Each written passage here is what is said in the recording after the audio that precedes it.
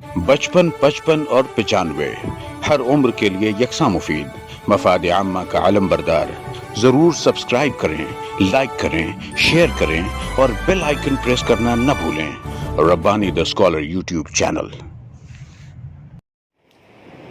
سماج و معاشرے میں ہونے والے ایسے ناگہانی حادثات پر شکیل مصطفیٰ صاحب نے اپنے قلم کی جولانیاں بھی تھی. یقیناً واقعی میں جذباتی کہانی تھی. آئیے یہاں پر ہمارے تمام قلمکاران جو آج کی نشست میں اپنی تحقیقات پیش کر رہے تھے روز پیش کی. آئیے خطبہ صدارت سماعت کرتے ہیں اور خطبہ صدارت کے ساتھ ہی میں ڈاکٹر اقبال گرگی صاحب سے گزارش کروں گا کہ وہ آج پیش کی گئی تمام تحقیقات پر تبصرہ بھی کریں. محترم ڈاکٹر اقبال. حاضرین میرے ذہن میں تھا کہ کچھ چیزیں میں آپ کے سامنے رکھتا، لیکن آج کچھ چیزیں کچھ باتیں میں رکھنا چاہتا تھا، لیکن آج کچھ باتیں ایسی سامنے آئیں کہ مجھ کو صرف آج کی نشست تک محدود ہو کے رہنا پڑ رہا ہے. اور بہت مجھ کو عجیب سا محسوس ہو رہا ہے یہ کہتے ہوئے کہ ادارہ نثری ادب کو 18 برس ہو گئے، لیکن میں دیکھتا ہوں کہ یہ صرف ادارے کا یک طرفہ 18 برس ہے.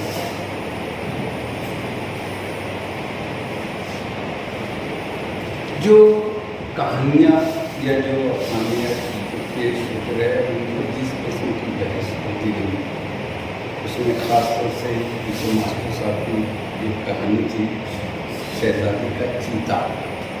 ایک ماسٹر صاحب سے تھوڑا سا میں درخواست کروں گا کہ آپ نے جو چیتے کا بیانیہ کیا ہے اس کو غور سے دیکھیں. وہاں پر آپ کو تیندوا نظر آئے گا. وہ بیانیہ چیتے کا ہے، تصویر تیندوے کی ہے. یہ بنیادی چیز ہے. اگر ہم اس قسم کی الجھن سے ہم خود اگر کلیئر نہیں ہیں رائٹر تو وہ تاثر میں وہ بات نہیں پیدا ہوتی. بہت ساری بات ہوئی اس میں. انگریزی میں ایک ڈیموکریس اینڈ دا لائن بہت مشہور کہانی ہے. یونانی ایک کہانی ہے. ایک غلام جو ہے وہ اپنے آقا سے اس کی قید سے نکل بھاگتا ہے اور فرار ہو کے جنگل میں چلا جاتا ہے. وہاں پر وہ دیکھتا ہے کہ درد کے مارے ایک شیر ببر جو ہے وہ کراتا رہتا ہے.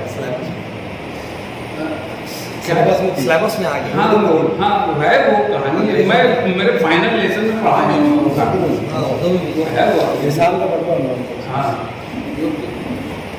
وہ نزدیک جا کر دیکھتا ہے اس کے پنجے میں کانٹا دھنسا لگتا ہے، لیکن اس کی فطرت اور اس رائٹر نے اتنی خوبصورت سے انگریزی میں جو اصل کہانی ہے، یہ جو ہمارے پاس ترجمہ ہو کے آئی ہے، وہ اس کہانی اصل کہانی کی ایڈیٹنگ کے بعد اس کو لیسن بنانے کے بعد اس کا ترجمہ ہمارے پاس آیا.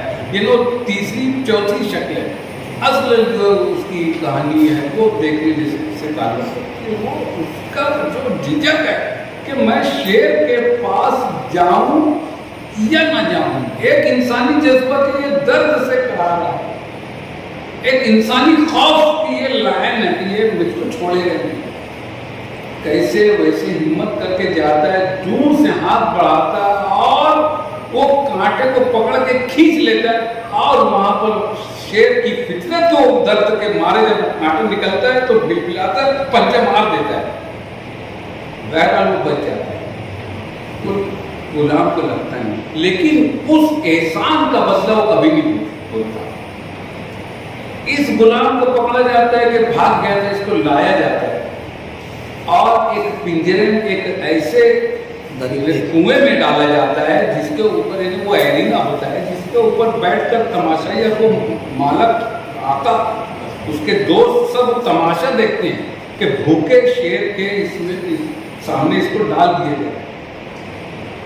کہ اب جو کھائے گا پھاڑ کے اس کو تو ہم اوپر سے اس کی سزا یہی ہے کہ بھاگ جائے. وہ شیر آتا ہے اور اس کے قدموں میں لوٹ جاتا ہے. وہ ڈیموکریس پہچان جاتا ہے کہ وہی شیر ہے جس کا میں نے کانٹا نکالا تھا. اور اوپر کو حیران رہتے ہیں کہ یہ شیر ہوتا ہے ایک دن سے اس کو اس پر چپٹنا چاہیے. یعنی وہاں پر وہ ایک دونوں طرف جو احسان مندی اور وہ اس کے جذبے کے تحت کہانی میں جو اعتراض کیا گیا کہ وہ چیتا وہ شیر جو ہے وہ جو شہزادی کے قریب اس کے آنے کا آخر میں انہوں نے ایک سوال کر دیا کہ ایک راز رہ گیا اور وہ راز کا لنک وہاں کے وہ شیر جو ہے وہ شہزادہ جو اسے منگنی کرنے آتا ہے اس کا نرخرا پاڑ شاید اس نے اس کو قید کیا تھا یہ اندازہ ہوتا ہے. اس لیے اس نے اس کا نرخرا پاڑ جناب ایسا ہی ہے نہیں ایسا نہیں ہے. میں تو یہ اندازہ کر سکتا تھا کہ شاید اسی نے اس کو قید کیا تھا. وہاں کس نے قید کیا یہ بھی نہیں ہے. تو اس طور سے وہ کہانی میں کافی جو ہے باقی بات میں بہت تھوڑا سا الجھن پیدا ہوتی ہے. دوسرا اس کہانی پر میری کہانی جو تھی بن مانگے اس پہ کافی باتیں اور بہت سے لوگوں نے مبارکباد دی. اس کے لیے میں آپ لوگوں کا شکر گزار ہوں. بہت سی رائے بھی آئی ہیں. میں ایک چیز اس میں کہنا چاہوں گا کہ وہ پری نے جو ہے اس کو موتی کیوں دے دیا. ایک سوال اٹھایا گیا تو کیا اس نے دیکھا کیا دیکھا. آسکر وائلڈ کی ایک بہت مشہور کہانی ہے آپ لوگوں نے بھی سبق بھی بنا اس کا دا سویلو اینڈ دا ہیپی تھیوس. وہ ایک مجسمہ کھڑا رہتا ہے اس کے اوپر ایک ابابیل اس کے پیروں پر آ کر بیٹھتا ہے تو ایک گرم قطرہ اس کی پیٹھ پر ملتا ہے پلٹ کے دیکھتا ہے مجسمہ روتا رہتا ہے. وہ پورا سونے کا مجسمہ ہوتا ہے. اس کی آنکھوں میں آنکھوں کی جگہ روپی لگی ہوتی ہے. تلوار کی نوک پر ایک بڑا سا ہیرا لگا رہتا ہے. وہ اس سویلو کو کہتا ہے کہ میری ایک آنکھ نکال لے. وہ فلاں گھر میں کھڑکی دیکھ وہاں نظر آ رہی ہے. وہاں ایک نوجوان وہ بیچارہ غریب ہے پریشان ہے اس کے لیے وہ ڈوبی اس پہ دے دے. وہ سویلو جاتا ہے اس کے کھڑکی میں سے اس کے ٹیبل پر رکھ کے اور اس طریقے سے پورا سونا اپنے اوپر کا اور تمام ہیرے جواہرات سب تقسیم کر دیں. وہ اتنی تحقیق نہیں کرتا. وہ بھی وہاں سے کھڑا صرف دیکھتا ہے فلاں پریشان ہے.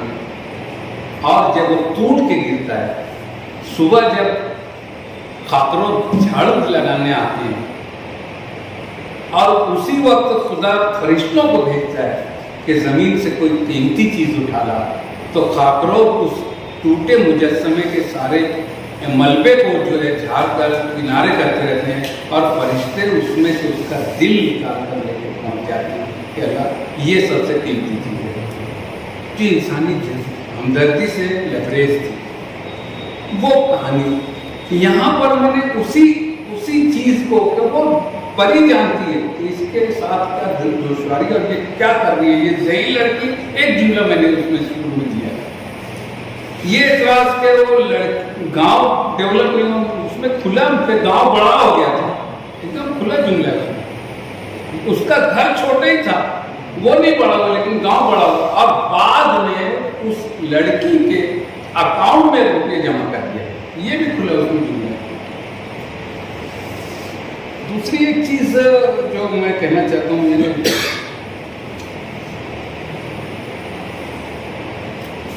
جو ہماری زبان کا جو وظیفہ اور اسکالرشپ وہ دونوں آج بھی ایک ہی ہے.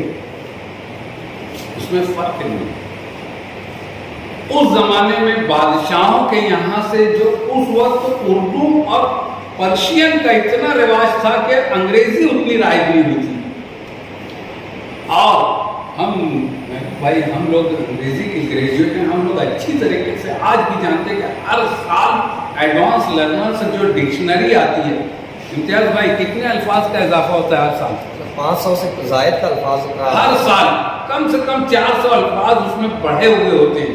جب بھی چھپتی ہے نیا ایڈیشن آتا ہے 400 زائد الفاظ ہوتے ہیں. ہمارے مولوی عبدالحق کی ڈکشنری ابھی تک اتنے پہ طے کیوں؟ اتنے پر محدود ہے. کیوں؟ یہ ہمارے لیے ایک بہت بڑا سوالیہ نشان ہے۔ اس کی صرف اور صرف وجہ ہے کہ ہم ابھی تک اپنے دامن کو وسیع نہیں کر سکتے، ابھی تک ہم نئے الفاظ، ابھی تک ہمارے اندر وہی ساری چیزیں ہیں کہ ہم یہ نہیں کر سکتے، وہ نہیں کر سکتے، یہ اصطلاح نہیں بن سکتی، اس کو تو وہ ایسا ہے، اس میں ایسا ہے، اس میں، جبکہ ہمارے بزرگوں نے ساری راہیں سب کچھ طے کر دیا تھا، چل کر دکھا دیا تھا۔ بہت پہلے یہاں پر بحث ہو چکی ہے، اس کا جواب بھی میں دے چکا ہوں کہ ہندی اور پرشین کی مولانا آزاد نے تو اختر الایمان کو ایوارڈ دینے سے انکار کر دیا کہ یہ عجیب شاعر ہے جس کا نام ہی غلط ہے۔ تو اتنی تنگ نظری مولانا کیا اختر اور ایمان فارسی اور عربی کا امتزاج نہیں ہو سکتا، اصطلاح نہیں بن سکتی۔ اگر اس قسم کی ہماری سوچ رہے گی تو اردو کبھی ترقی نہیں کر سکے۔ کیوں تھانے دار ہمارے بزرگوں نے استعمال نہیں کیا، ایک ہندی کا، ایک فارسی کا، ہمارے پاس سب کچھ ہے، لیکن اگر تنگ نظری، وظیفہ اس وقت بھی دیا جاتا تھا جو پڑھے لکھے عالم ہوتے تھے، شمس العلماء کہلاتے تھے۔ علامہ اقبال کو بھی اسی لیے دیا گیا کہ وہ عالم تھے، نواب، بلکہ ان کا تو کتنا معاملہ چلا تھا جب وہ نواب آف حیدرآباد سے انہوں نے درخواست کی تھی کہ میرے نام وظیفہ جاری کیا جائے، بڑی لیتے ہوئی تھی پوری دنیا میں، خاص طور سے اردو دنیا میں، کہ اقبال وہاں بھیک مانگ رہا ہے۔ غالب نے طنز کیا، جب تک ذوق کو ملتا رہا تو ذوق کو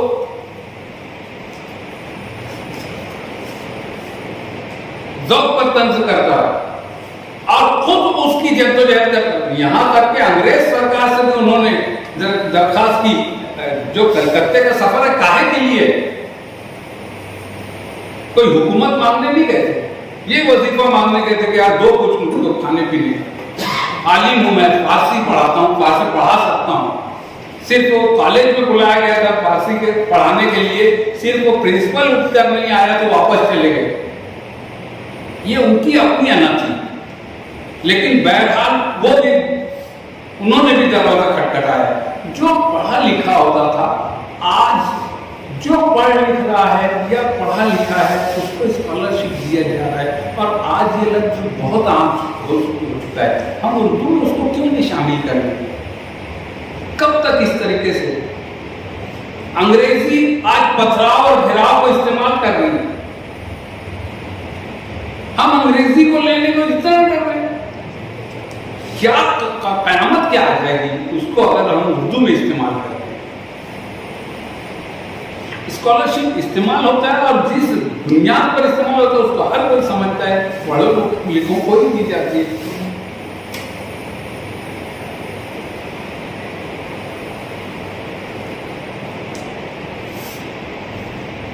دوسری ایک چیز، اگر تخلیق کار اپنی کوئی تخلیق پیش کرتا ہے اور قاری ہم یہاں سامنے، ان میں اگر بہت زیادہ ڈفرینس ہوگا تو کوئی بار بار گفتگو نہیں ہو سکتی، دونوں کا لیول کم سے کم ملنا چاہیے۔ میں نے یہی کہا تھا شروع میں کہ 18 سال جو ہوئے وہ یک طرفہ ہیں، ابھی بھی ہماری سماعت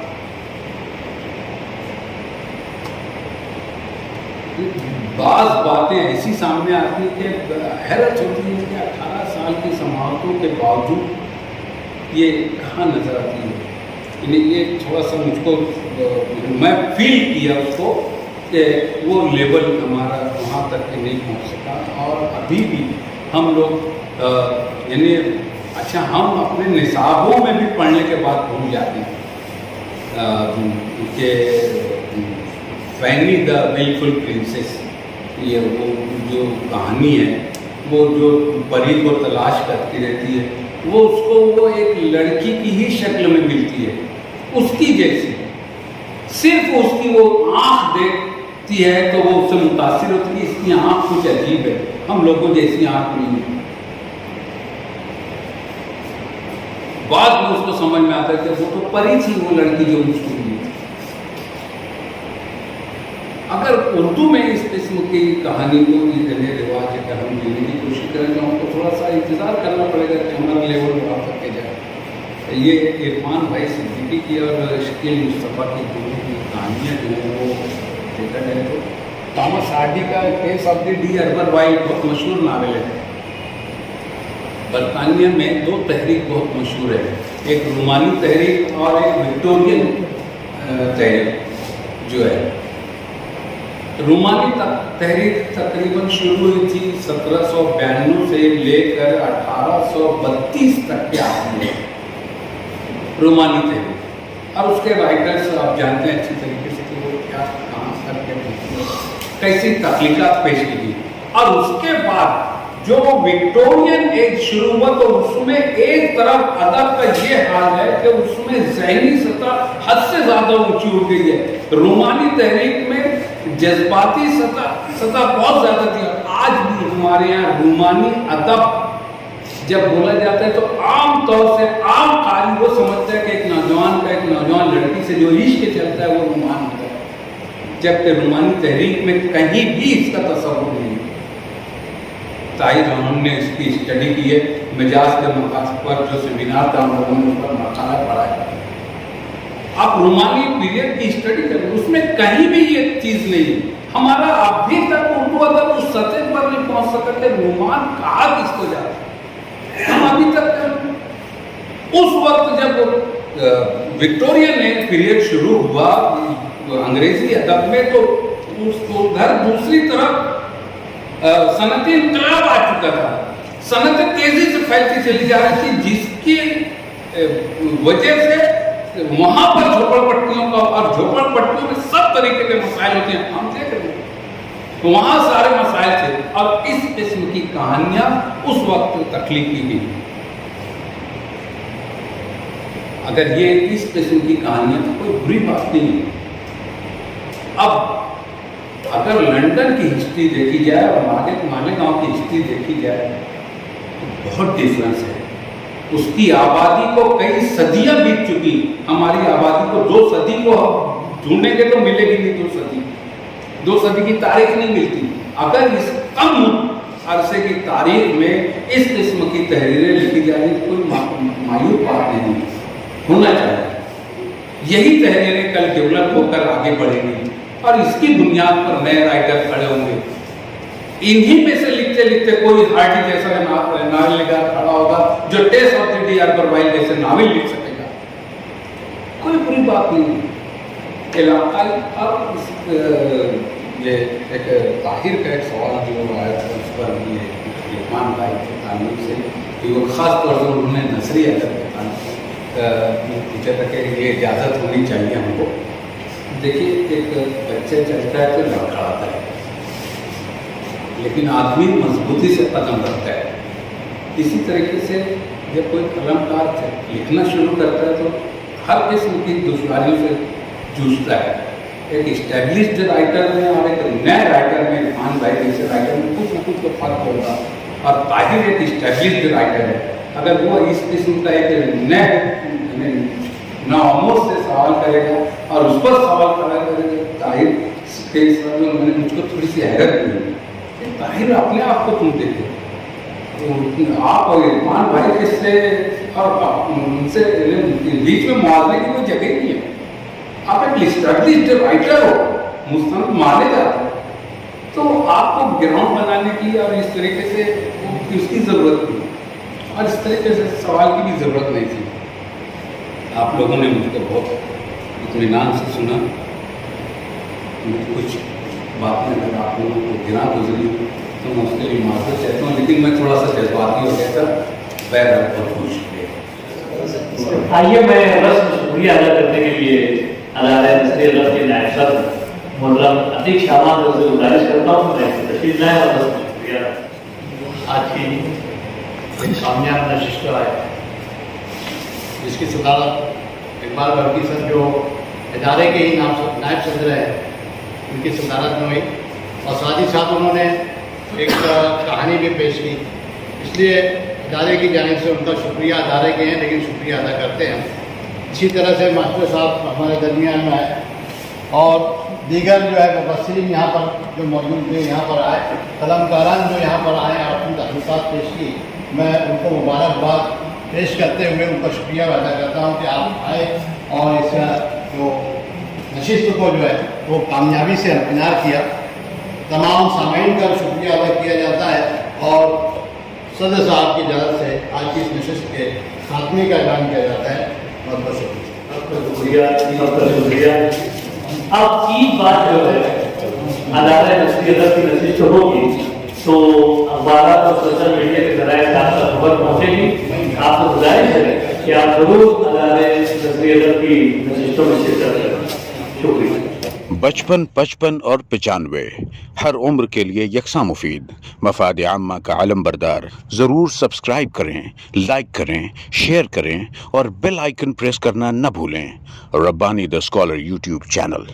रब्बानी दी स्कॉलर यूट्यूब चैनल इल्मी, अदबी, दीनी, मिली, समाजी, सकाफती, तहजीबी, फलाही, तिब्बी, फ़न्नी, माशी, तिजारती, माशरती, इंतज़ामी, इनकलाबी, तहरीकी, तहकीकी, तकनीकी, तफ्तीशी, तामीरी, तालीमी व मालूमाती यूट्यूब चैनल। ज़रूर सब्सक्राइब करें, लाइक करें, शेयर करें और बेल आइकन प्रेस करें। रब्बानी दी स्कॉलर यूट्यूब चैनल।